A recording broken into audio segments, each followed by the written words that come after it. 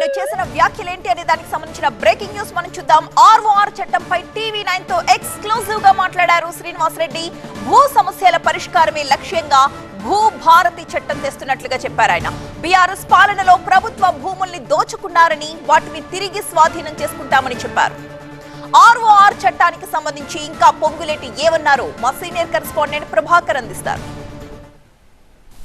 తెలంగాణ ప్రభుత్వం కీలక బిల్లును ఈరోజు అసెంబ్లీలో ప్రవేశపెట్టబోతుంది. ఆర్ఓఆర్ 2024 బిల్లును ఈరోజు సభలోకి తీసుకురన్నారు రెవెన్యూ శాఖ మంత్రి పొంగులేటి శ్రీనివాసరెడ్డి గారు. సో చెప్పండి, చాలా రోజులుగా ఎదురు చూస్తున్న యాక్ట్ ఇది. సో ఎట్లా ఉంది, ఎట్లా ఉండబోతుంది యాక్ట్ అంతా? గత సమస్యలు చాలా వరకు ఇబ్బందులు పెట్టాయని మీరు చెప్తున్నారు. మేనిఫెస్టోలో కూడా ప్రధాన అంశంగా తీసుకున్నారు. ఎట్లా ఉండబోతుంది?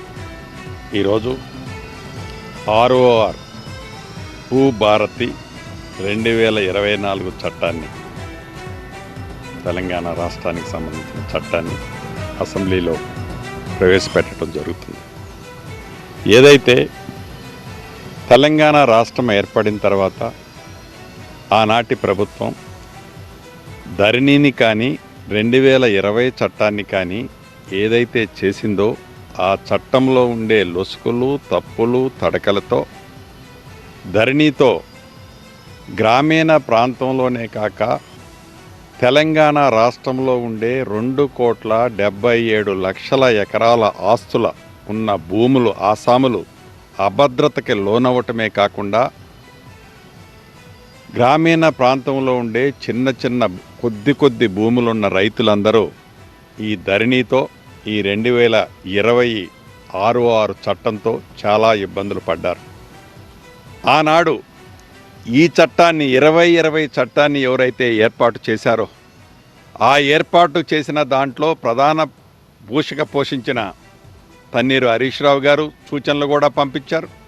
ఆనాడు ప్రధాన రోలులో ఉన్న ఆనాటి పార్లమెంటు సభ్యులు, ఈనాటి మాజీ పార్లమెంటు సభ్యులు వినోద్ కుమార్ గారు కూడా సూచనలు ఇచ్చారు.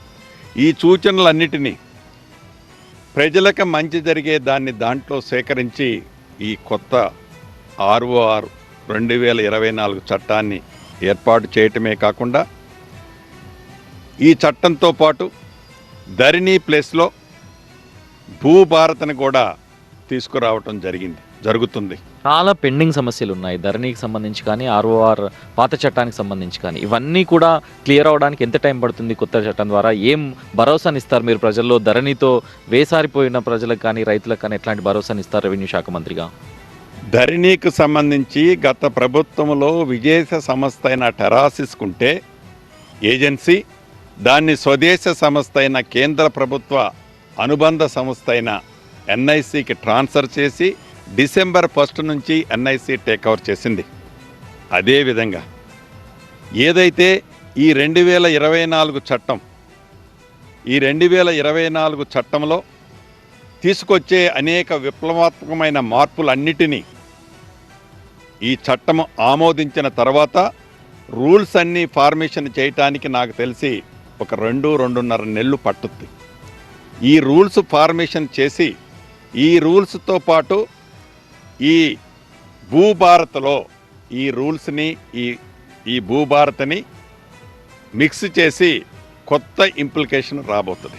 రైట్, మీరు చెప్తున్నారు ధరణికి సంబంధించి 1000 ఎకరాలు, లక్షల ఎకరాల అవినీతి జరిగింది అని చెప్తున్నారు. వాటి మీద కూడా చర్యలు ఉండబోతాయా?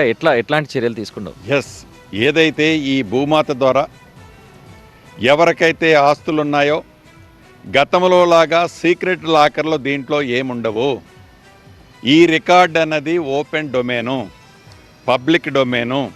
ఈ పబ్లిక్ డొమైన్లో ఏదైతే ఏ వ్యక్తి ఏ స్థలం నుంచి అయినా తనకు సంబంధించిన సర్వే నెంబరు క్లిక్ చేస్తే ఏ వ్యక్తి అయినా తన గ్రామంలో తన సర్వే నెంబర్ని కానీ, పక్క వాళ్ళు కానీ ఎవరి పేరు మీద ఎంత ఆస్తుందో చూసే విధంగా ఈ వ్యవస్థని సవరించాం.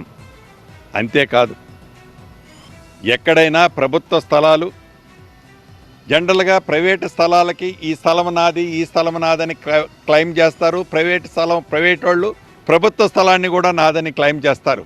ప్రభుత్వ స్థలాన్ని కూడా క్లెయిమ్ చేసే అంశాన్ని ఈ చట్టంలో చేర్చబడింది.